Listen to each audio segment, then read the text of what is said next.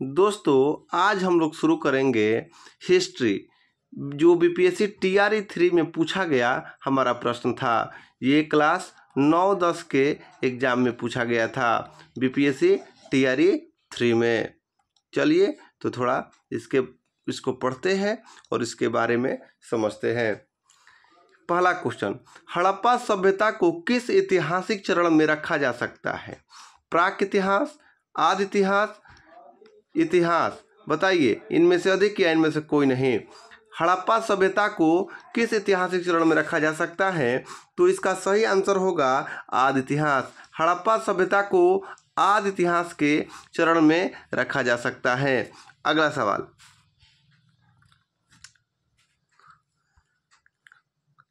दूसरा, सिंधु घाटी स्थल सूतकागेंडर किस नदी के मुहाने पर है? रवि की, झेलम के, दासक के, इनमें से अधिक या इनमें से कोई नहीं। तो इसका सही आंसर होगा सूतकागेंडर कहाँ है, किस नदी के किनारे पर है? तो दासक नदी के किनारे है। चलिए अगला प्रश्न, सिंधु घाटी स्थल हुलास भारत के किस राज्य में स्थित है? हरियाणा, राजस्थान, गुजरात, इनमें से अधिक या इनमें से कोई नहीं। सिंधु घाटी स्थल कौन सा? हुलास। हुलास आपके कौन से शहर में स्थित है?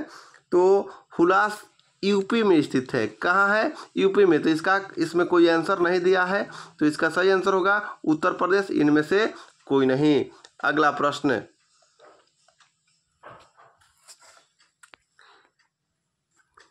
यूनानी साहित्य में चंद्रगुप्त मौर्य को किस नाम से वर्णन किया गया है?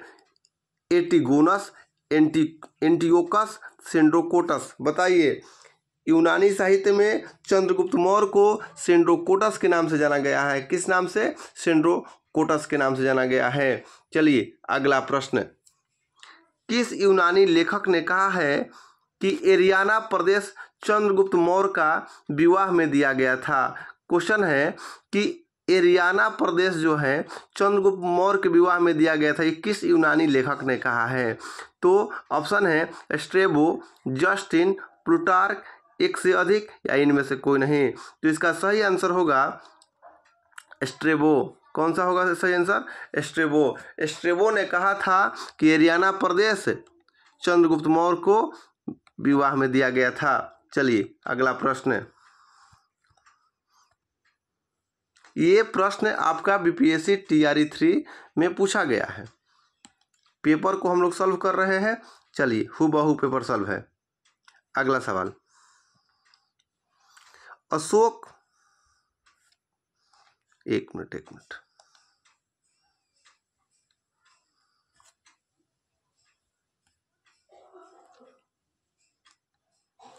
अशोक को बुद्ध धर्म में दीक्षित करने का श्रेय किसे है? निग्रोध को, उपगुप्त को, मोगलीपुत्र तिस को, एक से अधिक या इनमें से कोई नहीं। सवाल हम लोग का है कि अशोक को बुद्ध धर्म में दीक्षित कौन किया था? तो इसका सही आंसर होगा उपगुप्त। उपगुप्त जो थे अशोक को बौद्ध धर्म में दीक्षित किए थे। अशोक को बुद्ध धर्म में कौन दीक्षित किया था? उपगुप्त। सही आंसर हमारा उपगुप्त होगा। अगला, अशोक ने अपने शासन के किस वर्ष में बोध गया की यात्रा की? 8वें वर्ष में, 9वें वर्ष में, 10वें वर्ष में। बताइए एक से अधिक इनमें से कोई नहीं। इसका सही आंसर होगा अशोक ने अपने शासन के 10वें वर्ष में, कौन से वर्ष में? 10वें वर्ष में बोध गया की यात्रा की थी। चलिए अगला प्रश्न, क्वेश्चन नंबर 8। जल्दी हम लोग फटाफट से इस सीरीज को पूरा करेंगे। यदि आप तैयारी में हैं, टीआरई 4 की तैयारी में हैं, तो सभी प्रश्नों को देखिए और समझने का प्रयास करिए कि कौन से प्रश्न कहाँ से आ रहे हैं, तभी आपका तैयारी एक सही दिशा में होगा। अगला प्रश्न है कि किस लघु शिलालेख में अशोक ने त्रिरत्न बुद्ध, धम्म और संघ में अपना विश्वास प्रकट किया है? भाब्रू शिलालेख में, गुर्जरा में, मस्की में, एक से अधिक या इनमें से कोई नहीं। प्रश्न है कि किस लघु शिलालेख में अशोक ने त्रिरत्न बुद्ध, धम्म और संघ में अपना विश्वास प्रकट किया है? तो इसका सही आंसर होगा भाब्रू शिलालेख में। किसमें? भाब्रू शिलालेख में। चलिए, भाब्रू शिलालेख में अशोक ने ये विश्वास प्रकट किया था किसमें? बुद्ध धम्म और संघ में। चलिए अगला प्रश्न है। देखिए, अशोक से मौर्य काल से प्रश्न ज़्यादा बन रहे हैं, तो आपको इस चैप्टर को गहनता से अध्ययन करना होगा। मौर्य प्रशासन में संग्रहण के अधीन कितने गांव आता था? 100, 150, 50, 10। मौर्य प्रशासन में कितने गांव आता था भाई? तो 10। इसका सही आंसर होगा 10। चलिए अगला प्रश्न है, क्वेश्चन नंबर 10। कौटिल्यकृत अर्थशास्त्र में कितने प्रकार के गुप्तचरों का वर्णन है? 2, 3, 4। बताइए, कौटिल्यकृत अर्थशास्त्र में 2 प्रकार के, इसका सही आंसर क्या होगा? 2। कौटिल्यकृत अर्थशास्त्र में कितने प्रकार के गुप्तचर के बारे में दिया गया है? 2 प्रकार के। चलिए अगला प्रश्न, 10 प्रश्न हम लोग कर लिए। इसी तरह हम लोग पूरा सीरीज को कंप्लीट करेंगे। इस सीरीज में हम लोग हिस्ट्री पढ़ेंगे, अगले में ज्योग्राफी, उसके बाद पॉलिटी। चलिए क्वेश्चन नंबर 11 की ओर। मौर्य काल में मुद्राओं के परीक्षण की जिम्मेदारी किसकी थी? लक्षणाध्यक्ष, सन्निधता, रूपदर्शक, इनमें से अधिक या इनमें से कोई नहीं? तो इसका सही जवाब बताइए। इसका सही आंसर होगा रूपदर्शक। मौर्य काल में मुद्राओं के परीक्षण की जिम्मेदारी किसको थी? रूपदर्शक को। किसको थी? रूपदर्शक को। मौर्य काल में मुद्राओं के परीक्षण की जिम्मेदारी किसकी थी? रूपदर्शक को। हमारे साथ साथ आप भी मन में दोहराइए, तभी याद होगा। अगला प्रश्न, मौर्य प्रशासन में हिंदी के किस महीने से वित्तीय वर्ष प्रारंभ होता था? चैत्रम, आषाढ़म, पुष्यामी, एक से अधिक या इनमें से कोई नहीं? इसका सही आंसर होगा आषाढ़म। मौर्य शासन में हिंदी के आषाढ़ महीने से वित्तीय वर्ष प्रारंभ होता था। जैसे अभी हम लोग का चैत से आरंभ होता है, अप्रैल से आरंभ होता है वित्तीय वर्ष, उसी प्रकार मौर्य प्रशासन में आषाढ़ महीने से शुरू होता था। चलिए आपसे पूछेगा मौर्य प्रशासन में हिंदी किस महीने से था? शासन किस महीने से था? आषाढ़म से। अगला क्वेश्चन नंबर 13 देखते हैं। मौर्य काल में किसने नागार्जुनी पहाड़ी पर कुछ गुहा विहार का निर्माण करवाया था? अशोक करवाए थे, दशरथ कराए थे, संप्रीति कराए थे, इनमें से अधिक या इनमें से कोई नहीं? बताइए, इसका सही आंसर होगा मौर्य काल में कौन कराए थे भाई? दशरथ है। मौर्य काल में नागार्जुनी पहाड़ी पर, एक मिनट,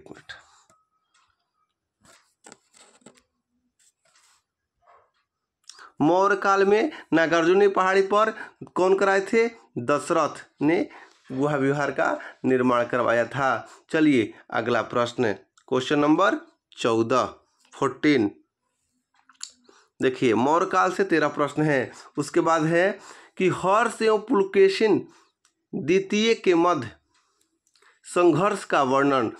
हर्ष और पुलकेशिन द्वितीय के मध्य संघर्ष का वर्णन वाला ऐहोल अभिलेख के लेखक कौन है? रविकृति है, वत्स भट्ट है, वासुल है, इनमें से अधिक है या इनमें से कोई नहीं है? इसका सही आंसर बताइए। तो ध्यान रखिएगा दोस्तों कि मौर्य काल में हर्ष एवं पुलकेशिन द्वितीय के मध्य संघर्ष का वर्णन कौन के थे? रविकृति के थे। हर्ष एवं पुलकेशिन द्वितीय के मध्य संघर्ष का वर्णन कौन के थे? रविकृति के थे। तो इसको आपको याद रखना है। चलिए हम लोग आते हैं क्वेश्चन नंबर 15। हर्षवर्धन का सेनापति कौन था जिसने उसे सिंहासन रोहण हेतु उत्साहित किया था? प्रश्न है कि हर्षवर्धन का वह सेनापति कौन था? हर्षवर्धन का सेनापति कौन था जिसने उसे सिंहासन रोहण हेतु, किसके लिए? सिंहासन रोहण हेतु उत्साहित किया था? शरभकेतु था, सिंहनाद था, हंसवेग था, इनमें से अधिक या इनमें से कोई नहीं? तो इसका सही आंसर होगा सिंहनाद। हर्षवर्धन का सिंहनाद सेनापति था जिसने उसे सिंहासन रोहण हेतु उत्साहित किया था। चलिए अगला प्रश्न क्वेश्चन नंबर 16।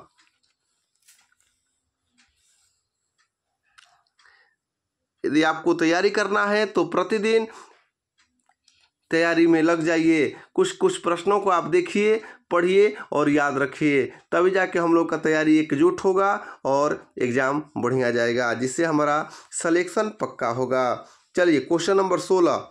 चीनी लेखक के अनुसार किस वर्ष हर्ष ने मगध राज की उपाधि धारण की थी? क्वेश्चन है कि चीनी लेखक के अनुसार किस वर्ष हर्ष ने मगध राज की धारण की? 640 में, 641 में, 642 में। बताइए इसका सही आंसर कहाँ होगा? इसका सही आंसर होगा 641 में। 641 में हर्ष ने मगध राज की उपाधि धारण की थी। प्रश्न अगला प्रश्न है 17 नंबर। हेनसोंग के अनुसार, किसके अनुसार?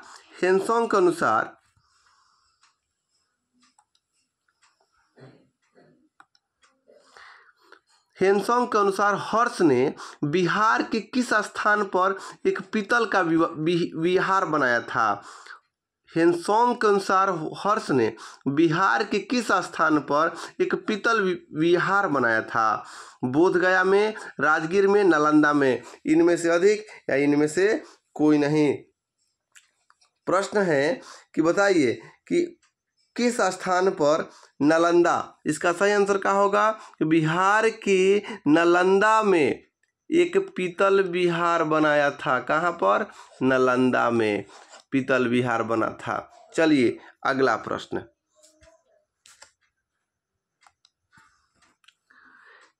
कितने महीनों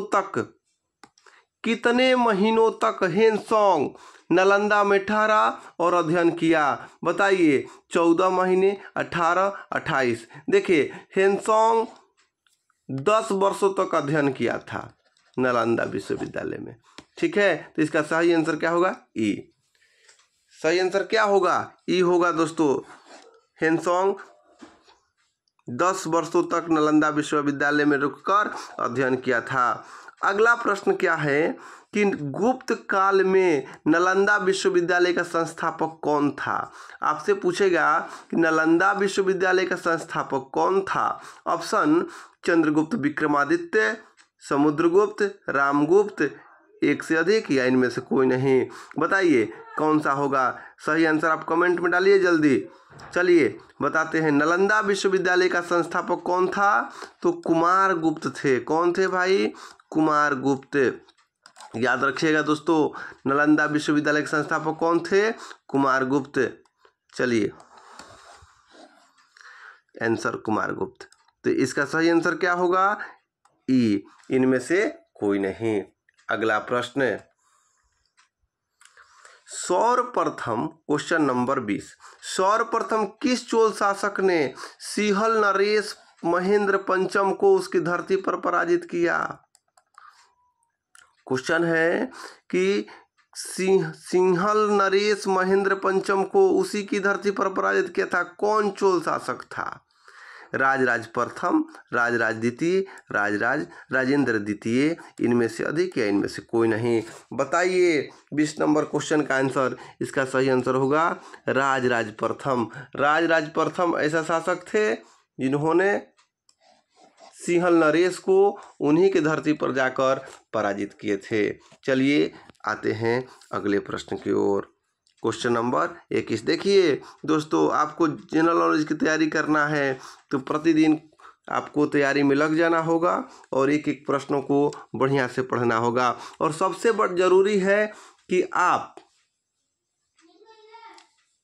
देखिए कि प्रश्न कहाँ से आ रहे हैं। इस क्वेश्चन बनाने का मात्र एक उद्देश्य है कि आप ये देखिए कि क्वेश्चन आ कहाँ से रहे हैं।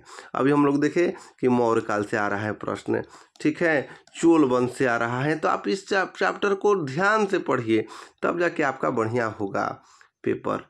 चलिए अगला प्रश्न कि किस चोल शासक ने गंगेकोंड चोलपुरम नामक एक नई राजधानी की स्थापना की थी? बताइए। परांतक, राजराज प्रथम, राजेंद्र प्रथम, इनमें से एक से अधिक या इनमें से कोई नहीं। बताइए किस चोल शासक ने गंगैकोंड चोलपुरम नामक नई राजधानी की स्थापना की थी? तो इसका सही आंसर होगा राजेंद्र प्रथम। राजेंद्र प्रथम जो थे गंगैकोंड चोलपुरम नामक नई राजधानी की स्थापना किए थे। क्वेश्चन नंबर 22 देखिए, मौर्य काल से आया, चोल वंश से आ रहा है, तो आपको यही सब ध्यान रखना है कि प्रश्न कहाँ से आ रहे हैं और उसी को ज़्यादा बारीकियों से पढ़ना है। किस चोल शासक ने अपनी राजधानी में राजेश्वर मंदिर का निर्माण करवाया? राजेश्वर मंदिर का निर्माण किस चोल शासक ने कराया था? बताइए दोस्तों। ऑप्शन है राजेंद्र प्रथम, राजराज प्रथम, कोलुतुंग प्रथम। चलिए बताइए इसका सही आंसर क्या होगा? राजराज प्रथम। राजराजेश्वर मंदिर का निर्माण कौन कराए थे? राजराज प्रथम। चलिए अगला प्रश्न।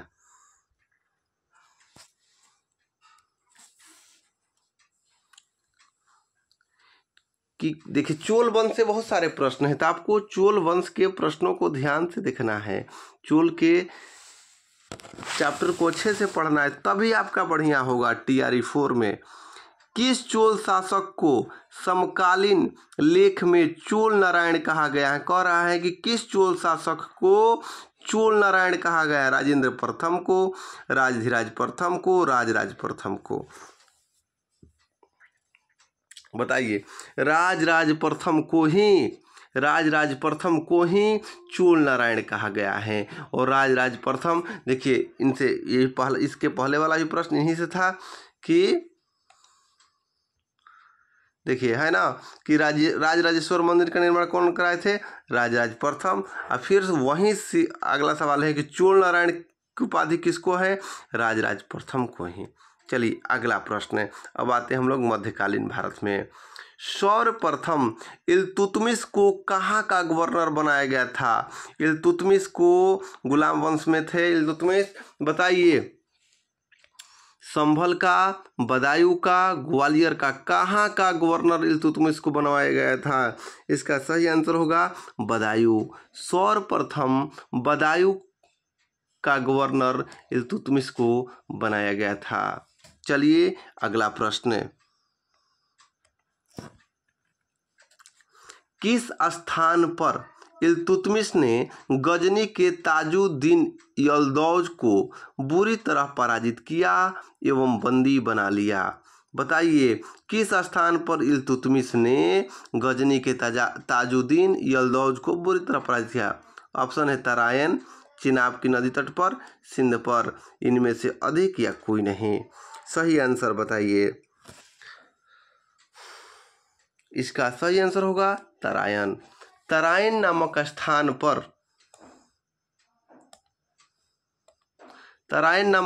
पर इल्तुतमिश ने गजनी के ताजुद्दीन यल्दौज को पराजित किया। चलिए अगला प्रश्न।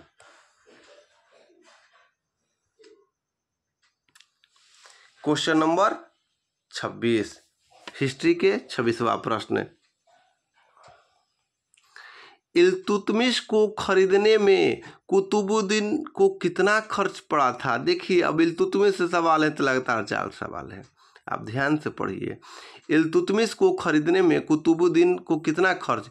3 लाख जीतल, 2 लाख जीतल, 1 लाख जीतल? बताइए इसका सही आंसर क्या होगा? तो इल्तुतमिश को खरीदने में 1 लाख जीतल कुतुबुद्दीन ऐबक ने खर्च किया था। कितना? 1 लाख जीतल है, यानी ये गलत, 3 लाख नहीं होगा, 2 लाख नहीं होगा। आंसर सही क्या है? 1 लाख जीतल। अगला प्रश्न।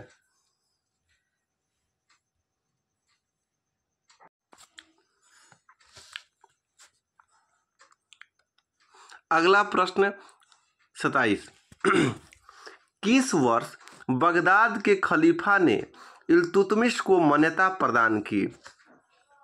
1226 ईस्वी में, 1227 ईस्वी में, 1229 ईस्वी में? बताइए। किस वर्ष बगदाद के खलीफा ने इल्तुतमिश को मान्यता प्रदान की थी? इसका सही आंसर होगा 1229 ईस्वी में।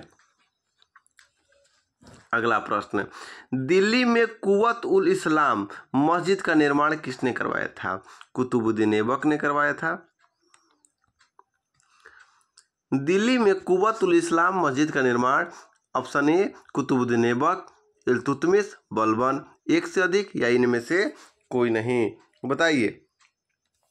तो दिल्ली में कुव्वत उल मस्जिद का निर्माण कुतुबुद्दीन ऐबक ने करवाया था। कौन करवाया था? कुतुबुद्दीन ऐबक ने।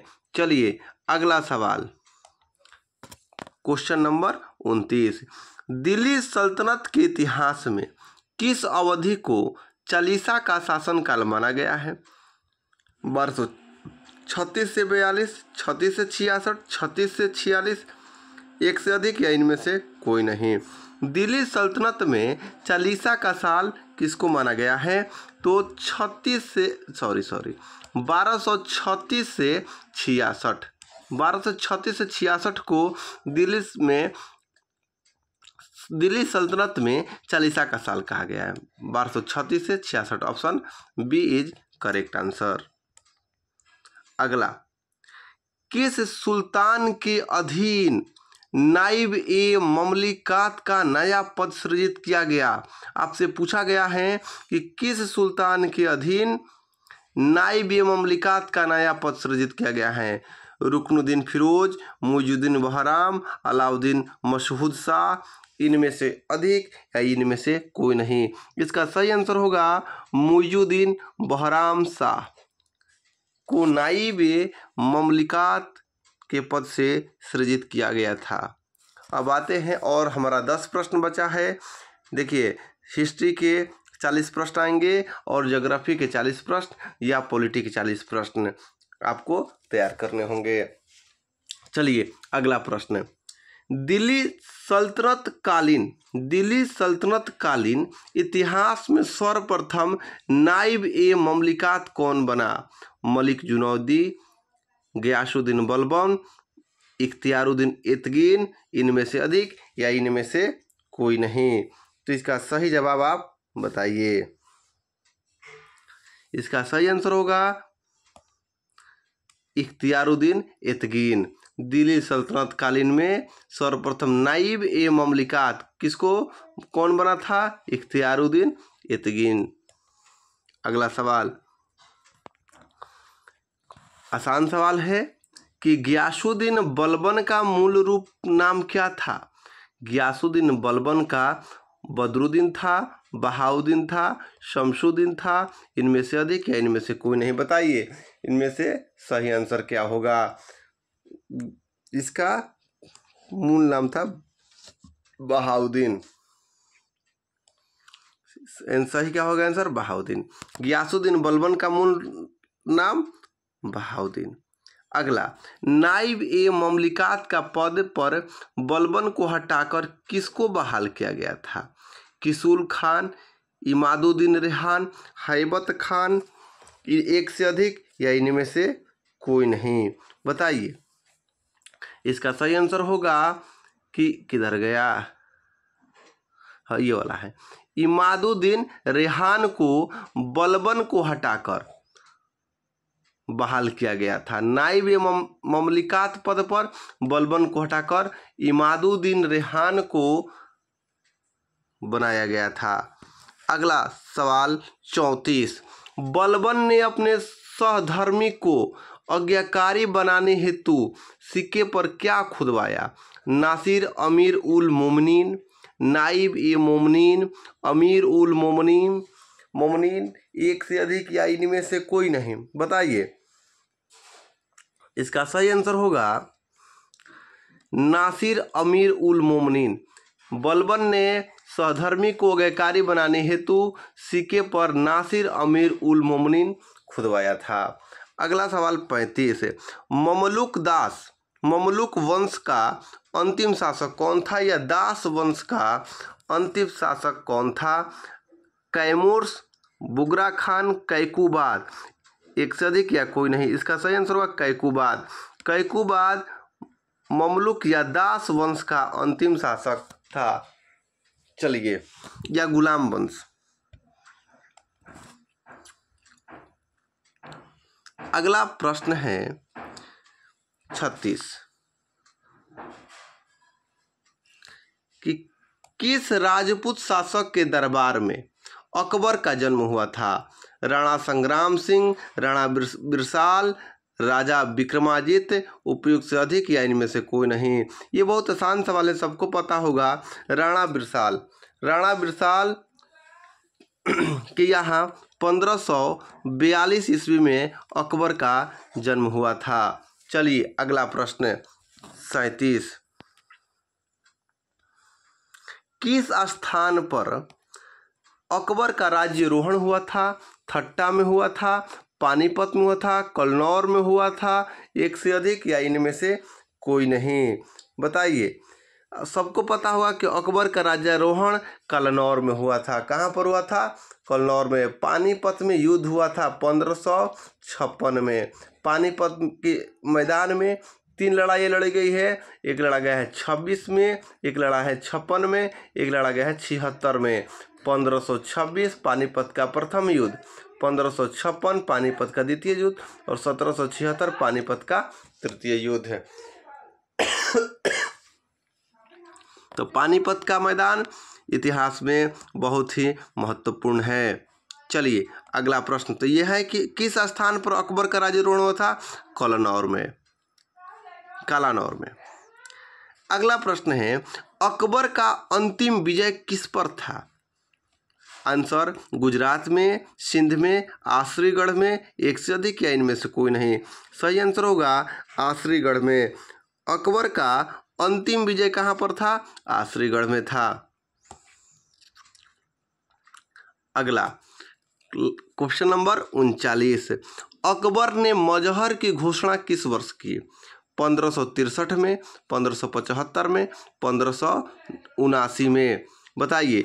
अकबर ने मजहर की घोषणा 1579 में किया था। कब किया था? 1579 में। अगला प्रश्न अकबर ने बुलंद दरवाजा कहाँ बनवाया था? बताइए। दिल्ली में बनवाया था, बुलंदशहर में, अजमेर में, इनमें से अधिक या इनमें से कोई नहीं? अकबर ने बुलंद दरवाजा फतेहपुर सीकरी में बनवाया था। कहाँ पर? फतेहपुर सीकरी में। तो ये इसमें ऑप्शन में नहीं दिया है, इसका करेक्ट आंसर ऑप्शन ई होगा। तो इसी प्रकार हम लोग का हिस्ट्री का 40 प्रश्न पूरा होता है।